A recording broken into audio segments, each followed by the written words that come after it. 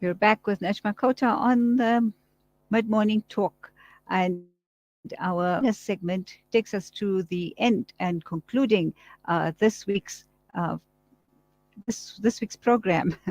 Right, and to welcome our guest is Saeed Malizani. He is from the Islamotherapy Center in Johannesburg. Assalamu alaikum and welcome, Saeed. Wa alaikum salam wa rahmatullahi wa barakatuh. Firstly, tell us about Islamotherapy Center. When was this established? Yeah. Yeah, actually, it just started as a concept that I was using for helping Muslims with mental health problems. So we established that as a concept first of taking from the Quran and Hadith and making models of curing Muslims or helping Muslims with mental health problems. Then, obviously, later on, it became a foundation, which now we call the Saeed Malizani Foundation. And we branched off from that. Now we have a project that is called Project Sawbona, which is basically a Muslim mental health community-based program. That is a project rather that we just started sometime 2 months or 3 months back. So now Islamotherapy is more not as a center, but as a model that we use to help Muslims cope with mental health as a way that we use to cure them or to heal them, where we take in concepts from the Quran and from the Hadith and say this is specific for Muslims, so we call it Islamic therapy, and we broke it into say Islamotherapy. Mm. And how old is the center or foundation? I think initially we were operating. Obviously, we were not operating in a sense that we were a center. We were just helping people. I would talk to people online. I would talk to people on WhatsApp. I think that goes back to 5 years back when I began studying psychology. Then, as I gained more knowledge, I wanted to make it formal. So we started formulating the whole model, which I'm still working on. It needs a lot of research. Then obviously the foundation, I started it last year, and yeah, to make it formal, put it out there. I put pages on Facebook to let people know this is what we're doing and what is the direction that we're taking. Then obviously when we had the branch off of the project, that I wanted to make a community-based project of the project Sawana, which is also now available on Facebook and Instagram. We started that this year, a few months back, and it's still going on. People can go check on Facebook what we are doing. So basically, we're saying that we want to help Muslims specifically because they got specific mental health problems, and using Islamic methods of doing so. Mm. Obviously, there's a need, and are you happy with people making use of what you're offering? Not exactly happy because the need is huge, and we wish we could reach out to more people and say this is affordable and this is you can get help as soon as you click a button on WhatsApp or on Facebook, and it's not your ordinary psychotherapist or psychologist that you're gonna talk to in terms of knowledge. These are Mhm. people who are trained in Islamic methods of intervention, Islamotherapy. And at the same time, we are saying that we're not doing this for the money. We're doing this to help the people because the need is there. But because of the stigma, people are not coming forward still. Mhm. And besides the stigma, a large group of Muslims, a very big percentage of Muslims, do not believe that mental health exists, and they therefore do Yes. not seek help as they should. Mhm. So I'll be happier, Right. inshallah, if we get the message out there and more people start coming forward, and then we can Indeed. help where we can, inshallah. Sure, there is a need, of course. So Yes. our topic is on body image and low self-esteem. Now, when one speaks of body image, it's a combination of thoughts and feelings that you have about your body, and how Yes. does that relate to your self-esteem? So perhaps you can expand Yes. on body image itself. Okay. So it's interesting because the past 3 weeks we were actually having a course under the project that we I was telling you about, Project Sawana, where the course was focusing on self-esteem, we call that Right. self-image psychology, right? Where we were Right. saying what are the problems that cause, what are the causes of low self-esteem, and how you can boost your self-esteem. And Mm-hmm. body image, pops up every time when we talk about self-esteem. And I think from Islam, like we say, we're using Islamic interventions. When we look from Islam and Islamic psychology, we are saying that we first of all have to understand who we are. Are we only a body, this flesh? If we look at ourselves and picture ourselves as a body, then obviously we're going to worry so much about our body image. Secondly, is if we worry about what people are going to say about me, and if we worry about how I'm going to present myself on social media, we're going to worry so much about our body image. We make a fuss about nothing else except our body image, to such an extent that you find in psychology we study issues where we talk about people having issues like bulimia. Yes. These Eating are issues disorders. to do with eating disorders, and these eating Mm-hmm. disorders are actually caused by people who are worried about their body image because they think, I mean, they're gaining more weight and all that. And this comes Right. from when you're looking outside of yourself and you're looking for people to tell you how you should look. And and For obviously you get approval. addicted to these likes Yes. on the Yes. social media. It becomes problematic. So, Right. according to Islam, Islam shifts our mindset from that in saying, of course, you got this body and you have to take care of it. You can wear nice clothes and look nice, but that's not your main focus. That's not the Mm-hmm. main reason why you are here.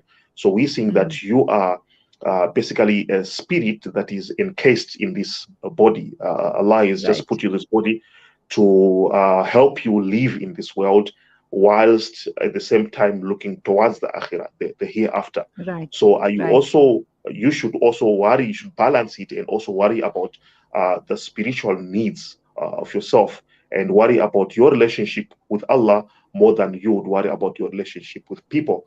And then when you look at it that way, you would say, how is my relationship with Allah? Am I following Allah's commandment?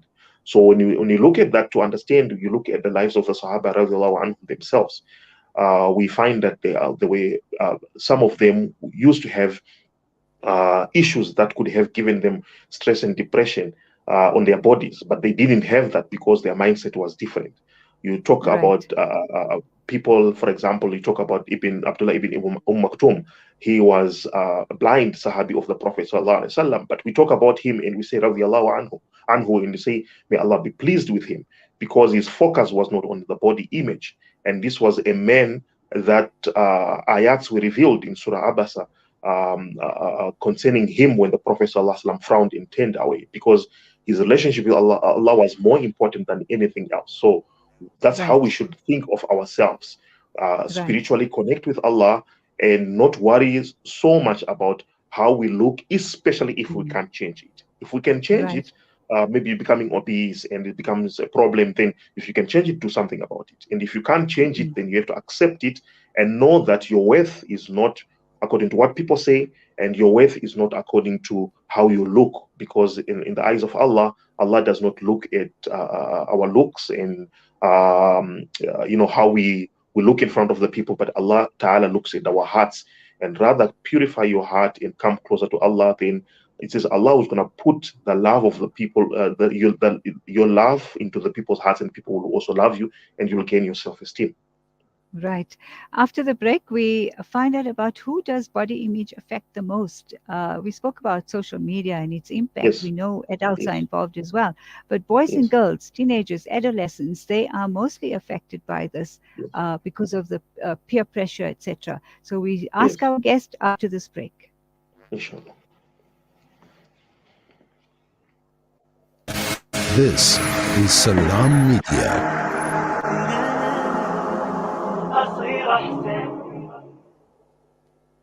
Hunger ratios in South Africa are on an upward trajectory since the beginning of COVID 19. Over 23% of South African households experienced hunger last summer. At SANZAF, we aim to ease the hunger struggles of those in need by providing freshly prepared meals daily. You can be part of this by donating towards the SANZAF Meals Project. Visit sanzaf.org.za or call us on 011 834 6046. SANZAF, changing lives through development and relief.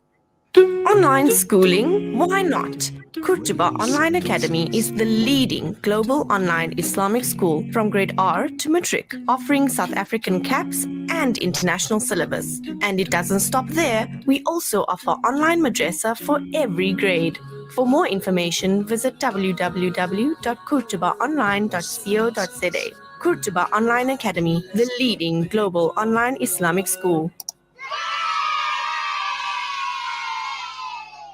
Over 33 million people have been affected by the devastating in Pakistan. Homes have been destroyed, crops have been swept away, and roads have been damaged. Families are mourning their loved ones while trying to survive these horrific conditions. Penny Appeal is on the ground now, delivering food, shelter, medical supplies, and water to those in need. You can help save a life by donating today. Visit our website www.pennyappeal.org.za or call 031 1100 573. Penny Appeal South Africa. Small change, big difference. Discover the Africa of your dreams and surround yourself with her spectacular beauty. Relax beneath her serene sunsets and explore wildlife at its natural best. It's where the pride of Africa comes together. The Kwantu Private Game Reserve. Get to know the Big Five or cruise on an elephant safari game drive. Interact with lion and tiger cubs and enjoy world-class halal cuisine while we pamper you during your 5-star stay. Indulge in the true African experience. For reservations, call now on 042-203-1400 or visit kwantu.co.za. The Kwantu Private Game Reserve, the place of gathering. Listen to something fresh. Listen to Salam Media. In this edition of Mid Morning Talk with Najma Kota, we end our wellness segment as always on the 2 hours that we have between 11 and 1 every Monday. Today we're speaking to Saeed Malizani, Islamotherapy Center in Johannesburg, founder, and the topic is on body image and low self-esteem. So yes, we wanted to know who does it affect most? Boys and girls, adolescents? Yeah, obviously, low self-esteem is bound to be found more in the adolescent. The reason is when people become adolescents or become teenagers, they tend to worry more about their identity. You know, when you look at one of the theories by one of the developmental psychologists, he speaks about the most important thing that teenagers are looking for is identity. They start having an identity crisis at that moment when they become teenagers, and obviously identity is connected to how they look and how they present themselves to the world. And if you go to the stats that were done in the UK, you'll find that adolescents are mostly on social media. That includes TikTok and Facebook, and Instagram, where they want to show themselves as beautiful, dressed in certain ways, are following the trends and so on and so forth. So obviously that is the reason why, if they are not accepted by the society, so basically they're showing themselves to society, and the society, in terms of likes and comments, they must show that they are approving of that behavior, and then because of that they become happier. And if they don't get that, then they feel that they are not approved by the society, no one is telling them that they're beautiful, then obviously low self-esteem creeps in. And we know, when you look at the different genders between boys and girls, it's obvious that it's the girls who usually worry much about how they look outside.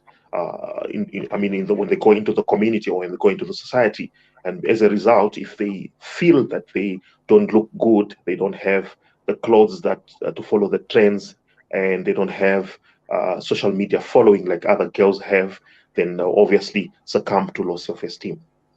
Right. So it seems that the generation of social media Yes, are affected even more yes, by the this body image and affecting self-esteem, either boosting it or affecting it in a negative way. And what we're really yes, looking at is its impact on your mental health, because yes, this is what then leads to psychological distress, unhealthy living, and yes, the competitiveness then just spirals into other mental health problems. And you were saying before the break that we have to connect with the inner rather than the outer, so to yes, speak. But then as children, sometimes even as adults, it's how you view yourself. It's what you yes, see. And unfortunately, it's not approved by yourself. Everything is yes, based on what someone else would approve of, even in terms of your character. And character yes, is not so open, as it were. You. But I hear what you said there. When when you act on it, eventually you become that inner beauty that exudes yeah, no matter what. And that's what our focus is on. But it's very mm, difficult to actually remove that challenge that anyone struggling with their body image or self-image, uh, mm, would have with the physical appearance, as it yeah, were. And it's not sometimes not just the dressing; it's also the weight, whether it's too thin, yes, overweight, however they see themselves. You and I can't define that, but yeah, it's how you see yourself, and that's what you're saying, that you need to yes. try and change that perspective, right?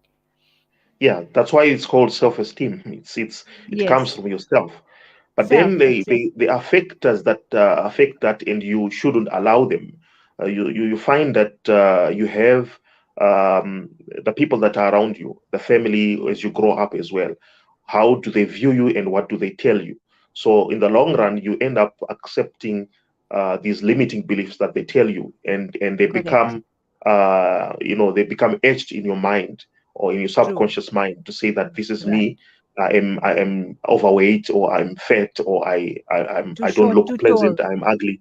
Yeah. And Yeah. when you go out there, you obviously go with low self-esteem. And when you go with low self-esteem, it's going to be people are going to reinforce that belief by telling you already that you already have low self-esteem, or you look like this and you look like that, and you believe it. And as you Right. believe it, you're going to act like that. So it becomes True. an endless cycle as well. So Right. it begins by telling yourself that you are worth, and the thing is, where do you look for your worth? And I think that's very important for young people and the youth, especially when you look for your worth in the wrong things, and from the society will tell you what you want to hear. True. And it's when you don't know who you are, the society will tell you who you are, right? And Mm-hmm. one philosopher actually said it beautifully. He said, the idea that you desperately looking for something, it just reinforces the idea that you lack that something. So what that Right. means is if you desperately want to look beautiful, it actually reinforces in your mind the idea that you are not beautiful, Right. and you get depressed because of that, because you keep on wanting to look more and more and more and more beautiful, and your mind keeps telling you that, you see, because you are looking for this, it means you're actually not beautiful, or you're actually not good Mm-hmm. enough, or you're overweight, and so on and so forth. But the fact that when you look at two things I said earlier, you look at it and say, can I change it? Is it something that I can change? If the answer is yes, then do something about it. And is it something that I cannot change? If the answer is no, then you have to accept it, and focus on something Correct. else. Focus on your inner Right. self. Focus on the things that you can actually do. And many times we Mm. focus on the things that we cannot do or we cannot achieve, and that is problematic. Instead of focusing on the things that we can do, focus on the positive side of you. There's things that you can actually do out of what you think you can't, and you focus Mm. on that and be that and do that, and then you can become the best person ever. This is what the Sahaba did, like I was saying. They focused Right. on the inner abilities, they focused on the speaking abilities, they focused on Nadawa, they focused on reading the Quran, they focused on connecting with Allah. So you can do all these things even in the 21st century. There's things that you can actually do and focus on that. Everything Allah has given everybody some potential to become somebody in one way or the other. So you just have to look for it and say, what am I good at? And you focus on that. Then your self-esteem will hit the ceiling, will skyrocket. Right. And there's so much to talk about in terms of loving yourself. Yes. That's where it starts, and Yes. then you do away with all those criticisms that you grew up with, Yeah. by reinforcing the self-love. Yes. And I think that would be also an Islamic practice, because everything that we do, our body is an amana. Yes. So you have to look after it, you have to take care of it. And Yes. if you're doing that, it means you love yourself. So Yeah. I would say that's the first step. Yes. True. And Right. also self-love is connected to the love of Allah, how Allah. much you understand who Allah is. And if you look at it this way, you have to have flipped thinking. If you think of it this way and you say, Allah loves me, so He created me in the best form, and I'm grateful to Allah for what He has created, and look for those things that I said He gave you that are within you, then you can become a better person. The other hand, if you look down upon yourself and you don't love yourself, you will end up looking at Allah in a bad way, having bad thoughts about Allah Ta'ala, and that makes you more depressed, and it affects also your iman. Islamically, it starts affecting your relationship with Allah. So if you start by looking at the positive, you start being grateful to Allah, and you'll actually see that Allah has blessed you in one way or the other. I gave this example of the Sahaba radiallahu anhum, that had Right. these limitations, physical limitations, but then they were not limited mentally, spiritually, psychologically, emotionally. They were better people. So you Right. have to look at that, write it down, and Right. say, what are the Right. blessings that Allah has given me? Right. And you start looking at it positively. Then you have a positive outlook. Then you look at Allah and be grateful to Allah for these blessings, and people will see you working with this confidence, and obviously they will Correct. treat you confidently. Like I said, it's a Right. cycle. When they treat you confidently, it will reinforce the idea that you are doing the right thing, you are in the right Right. position, you are on the right Right. track. Then that's how you Right. boost your self-esteem. Yes, Alhamdulillah. Thank you so much. It's a pity we don't have more Exactly. time with you, Brother Saeed. We really appreciate your time this morning and sharing this important knowledge with us. May Allah grant you success in your endeavor. I And mean, please remember us all in your du'as. Thank you so much. I mean, Jazakallah khair. Jazakallah khair. Assalamu alaikum wa rahmatullah. Wa alaikum salam wa rahmatullahi wa barakatuh. And with that, we conclude this week's edition of Mid Morning Talk with Najma Kota. I'll be back with you next week with another interesting lineup. Until then, Assalamu alaikum wa rahmatullahi wa barakatuh.